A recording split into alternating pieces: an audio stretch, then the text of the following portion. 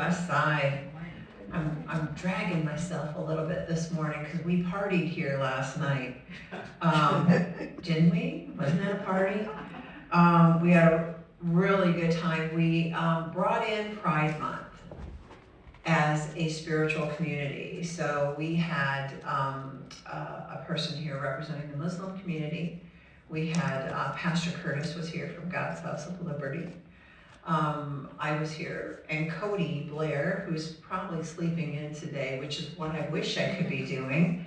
But he was a big part of doing this yesterday. We had the vice mayor from the city of Culver City, Freddie Puzo, was here.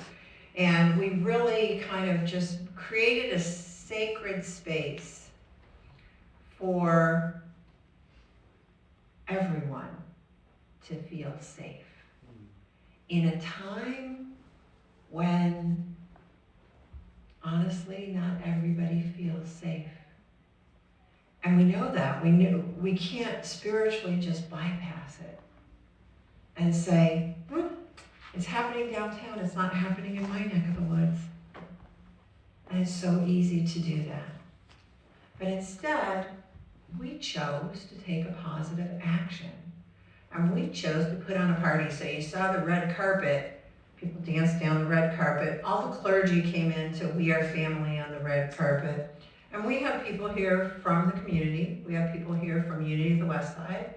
We had a lot of people here from God's House of Liberty. And we had some musicians, and it was a lovely day. So if you weren't here, I'm hoping that you were at something as equally as happy, because it was just beautiful. I'm going to do our meditation today, and I want us to we're just going to go into the silence. Because I really, first of all, I need it. And I think everybody needs just a couple of moments of silence to just go within, relax, and know that you're in a safe and sacred place. So that's what we're going to do. We're going to go in, and we're going to just take some deep breaths.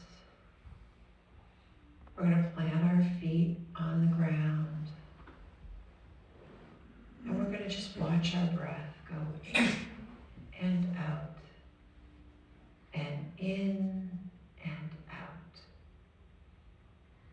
If cuckoo thoughts come to your mind, just bless them and send them away. Because right now, we are in a sacred and safe space. And we hold this space.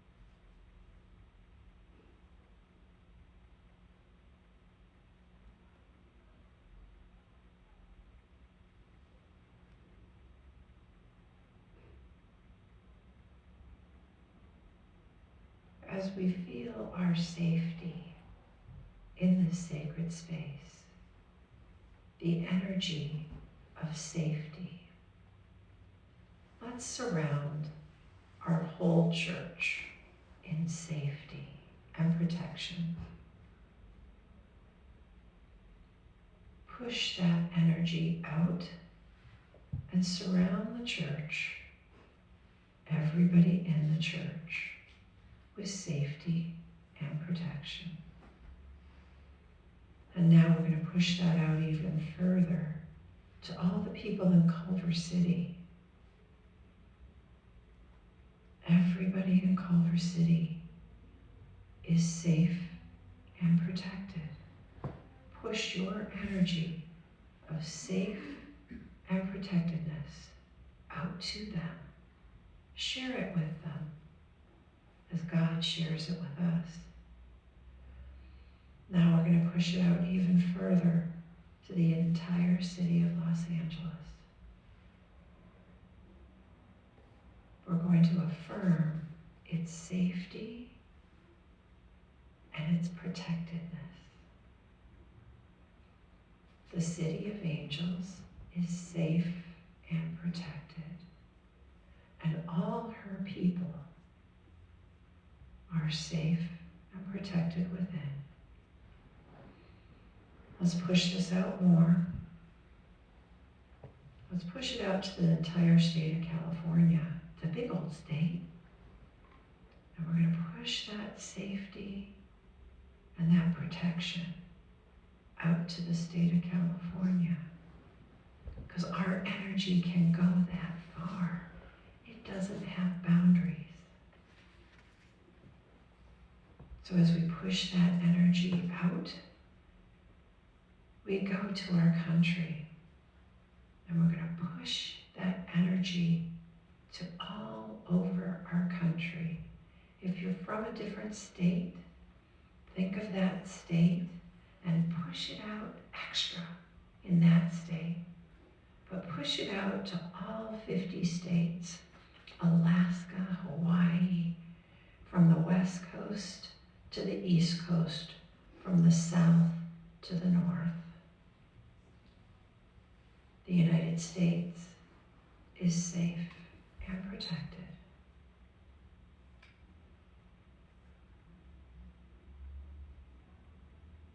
And now we're going to push that energy out into the world. Every country, maybe you're from another country. Think of that country, or think of a country that you visited and that you developed a love for. Push that safety and protection out to those countries. Our sisters and brothers in Canada, and our sisters and brothers in Mexico, all over the world. Push that safety and protection out to them. And now, out to our universe, to the planets we know and the stars we don't know. Push it out, all that energy, to the whole universe. See a white light of healing and loving protection. How do we change the universe? This is how. By sharing our light, by sharing our intentions with the universe.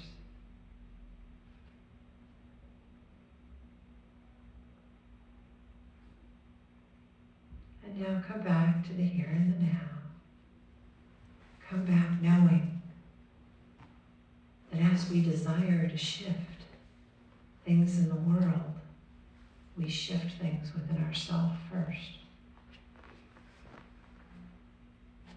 Wiggle your toes and come on back for my talk about Mornings with Myrtle, which you all got a book for. Our gift to you from Unity Worldwide Headquarters, where I'm happy to sit on the board of directors. Mary Caroline Myrtle Page Fillmore was born August 6th in 1845, and she lived till she was 86 years old.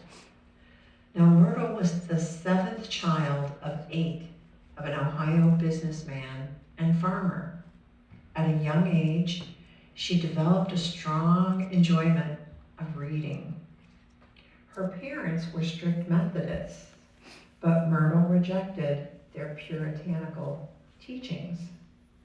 At the age of 21, she enrolled in the one-year literary course for ladies at Oberlin College. After graduating at age 22, she taught at public schools in Clinton, Missouri, and later Denison, Texas. There she met her future husband, Charles Fillmore. They married in 1881 when Myrtle was 36. So she wasn't a blushing 22-year-old bride. She was a 36-year-old bride, and most of her childhood and into adulthood, she experienced, and I'm going to quote her, "all the ills of mind and body that I could bear. Medicine and doctors ceased to give me relief, and I was in despair," she says. After struggling with numerous medical ailments for which orthodox medicine of the day fell short, she eventually awoke to spiritual self-healing, which she credited for greatly improving health, including recovery from chronic tuberculosis. Initially, they resided in Gunnison, Colorado, and then they moved to Pueblo, Colorado, where their first two sons were born. Lowell Fillmore in 1882, she was 37, and Rickard in 1884, she was 39. In 1886, Charles and Myrtle, who was now 41, attended New Thought classes held by E.B. Weeks, Dr. E.B. Weeks. Myrtle subsequently recovered from chronic tuberculosis and attributed her recovery to her use of prayer and other methods learned in the Weeks classes. Subsequently, Charles began to heal from his childhood accident, a development which he too attributed to following his philosophy. This philosophy. Charles and Fillmore became a devoted students of philosophy and world religions, not just one. The family then moved to Omaha, Nebraska, and then Kansas City, Missouri, where their third son, Royal, was born, and Myrtle's now 44. Also in that year, they had another birth. Charles and Myrtle began publication of a New Thought periodical called Modern Thought, notable, among other things, as the first publication to accept the writings of then a 27-year-old New Thought pioneer, William Walker Atkinson. In 1890, they announced a prayer group that would later become Silent Unity. Now y'all know about Silent Unity, right? You could call Silent Unity 24 hours a day and someone will pray with you. In 1890, she received many letters requesting advice on how to deal with life's challenges. This collection of writings, drawn from the healing letters Myrtle lovingly wrote to so many, contain wisdom, insight, and practical advice to help you deal with any situation you may be facing today. So the book is called Healing Letters. And yeah, she wrote it with 3 kids. So I'm just going to say, Myrtle at 46, in 1891, Fillmore's Unity magazine was first published. Dr. H. Emily Cady published Lessons in Truth in the new magazine. Have any of you read Lessons in Truth? You've read it? I think we need to do a book study on it again, maybe when I come back, because Lessons in Truth is so rich with spiritual information. So maybe we'll do that when I come back.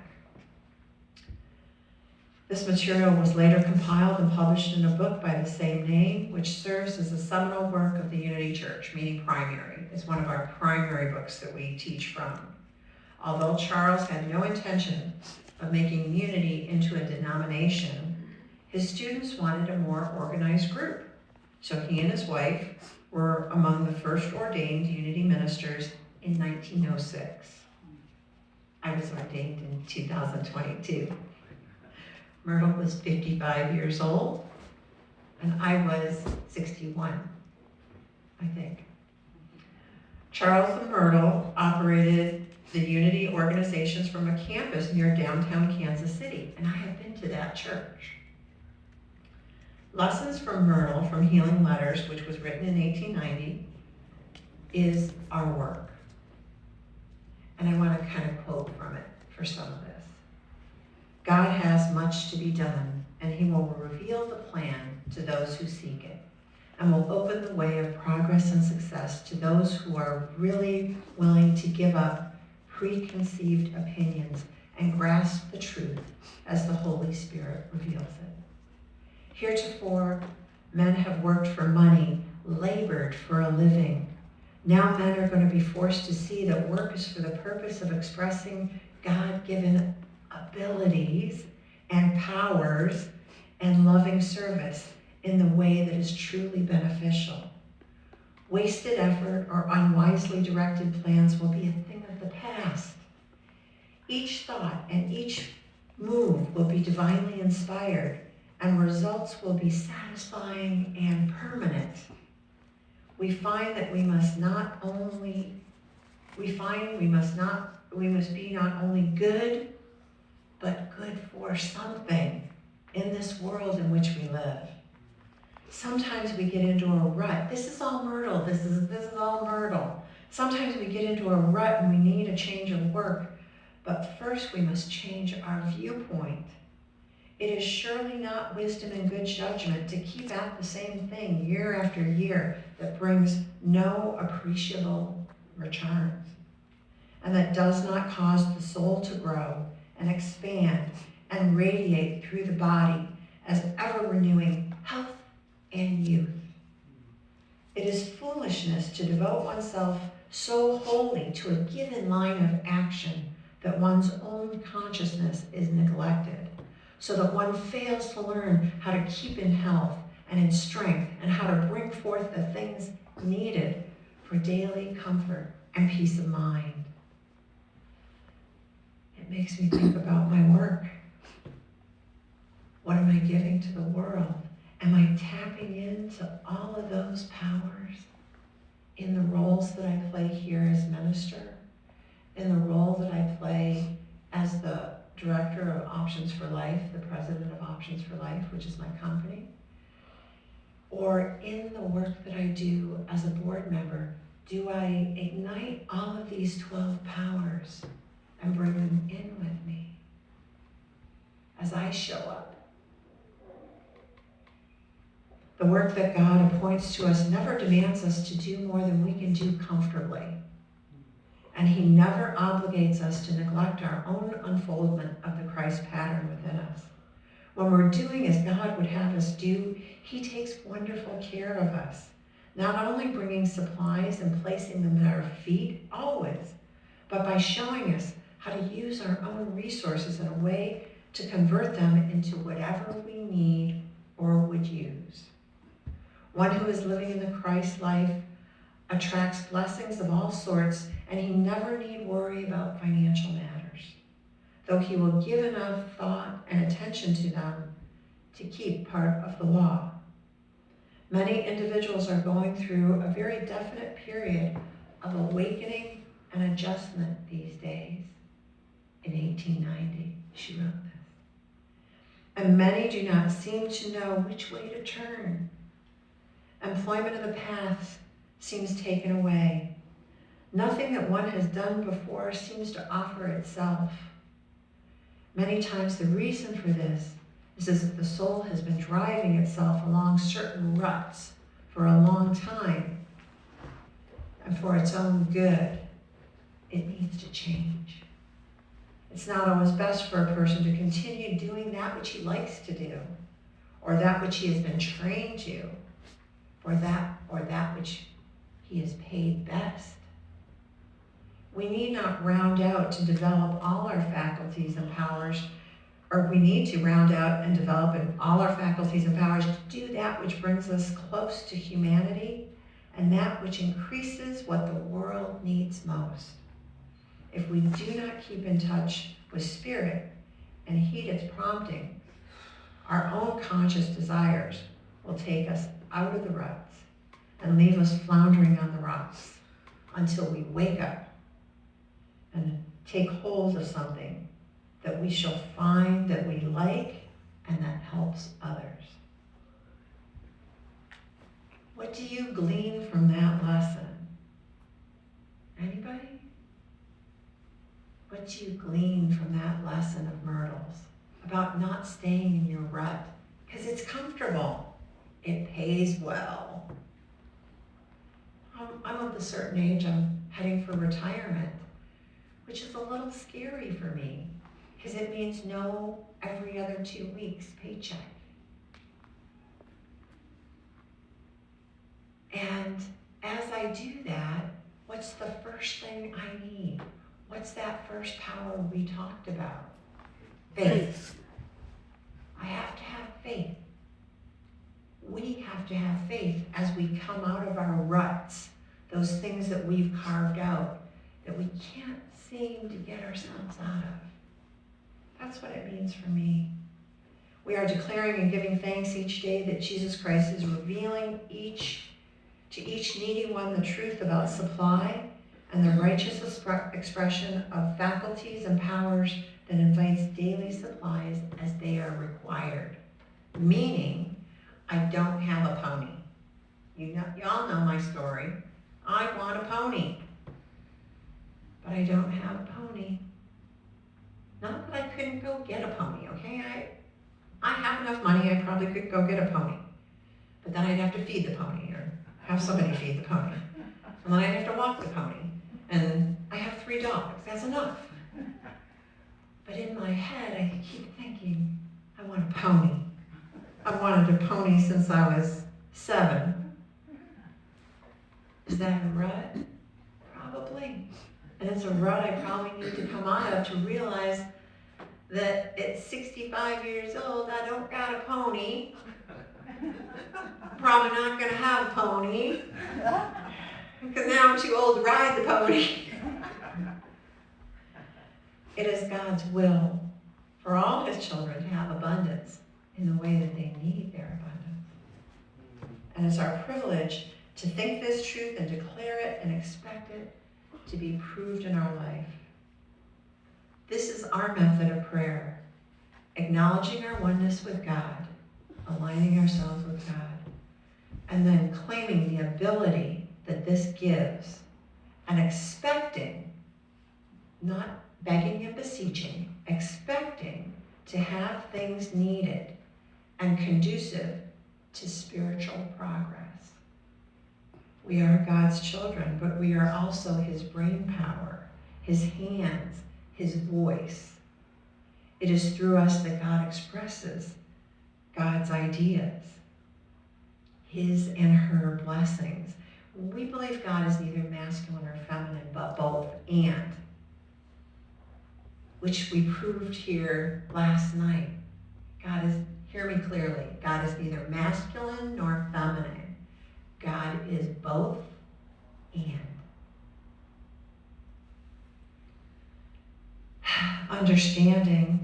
The understanding that this gives one much better attitude towards work and makes one confident that one can and will have plenty to do, and receive compensation for it. As we realize that we are helping God to bring forth his blessings and order, our work becomes interesting and joy-filled. We no longer feel as we must overdo in order to realize as much money as possible. When we leave it to divine law to bring us to our own, we soon see that the better we work, the more satisfaction and supply we receive. Because it is the law back of the personal relationships existing between men. God never sends a soul into the world without providing for his needs, her needs. This is our abundance philosophy in unity.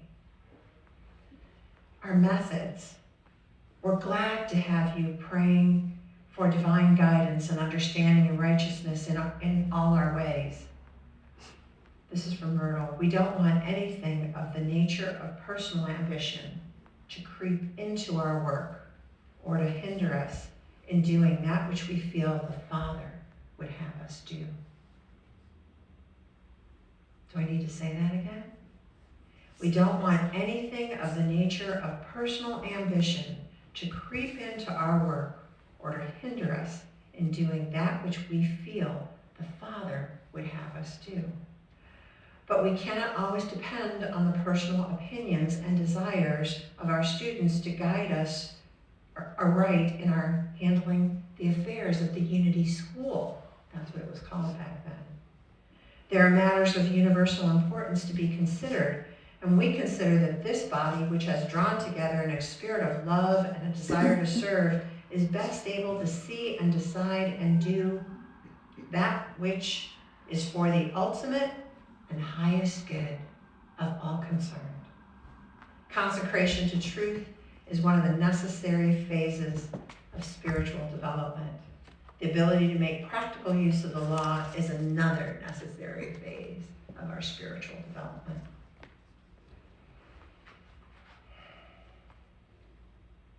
These are the lessons of Myrtle Fillmore. But I have this gift for you. Now, I'm going to be here next week, but in 2 weeks, I will not be here for 5 weeks because I have a sabbatical. Sabbatical.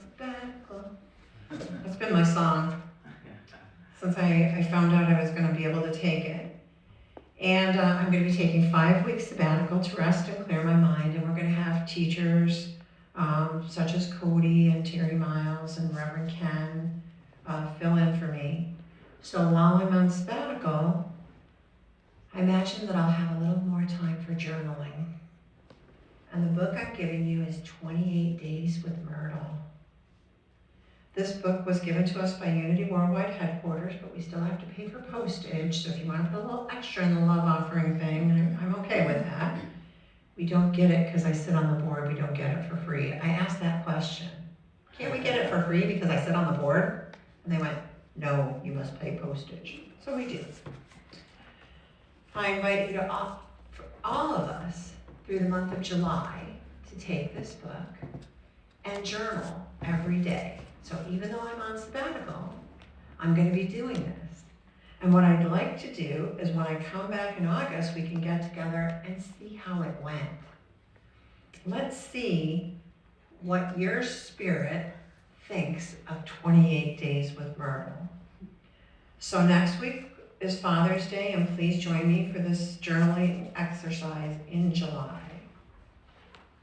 I want to thank everybody for letting me bring Myrtle into today's service. And I want to share something else with you. So while I was doing this talk, I wanted to read the words that Myrtle said like Jane does, because Jane does a great Myrtle imitation, as you know. She goes like this, and I can't do it. Jane's done a lot of work in her development, and Mother's Day, usually Jane is here on Mother's Day. She was not here this Mother's Day because she took her act on the road down to San Diego. She took her Myrtle Fillmore invitation down to San Diego. And it was great. They loved it just as much as we love Jane as Myrtle. They love Jane as Myrtle. And Jane will be taking her Myrtle to the Fillmore Festival at Unity Village in August. So let's give a hand for Jane, because this is really exciting news. Now, I'm going to be back the first week of August, and I'm going to come back that first Sunday in August. But the second Sunday in August, I'm going to be there supporting our Myrtle, our Jane as Myrtle, there at the village. So I just invite us all to kind of get into Myrtle's head a little bit with these writings, with her prompting writings and journal. And then when we come back, when I do fellowship, we do fellowship that first week, let's come back and sit in the back. And kind of like we do at the WellSpark class where we share all our WellSpark stories, let's share what happened when we started journaling with Myrtle. Okay, thank you for letting me speak today. God bless you.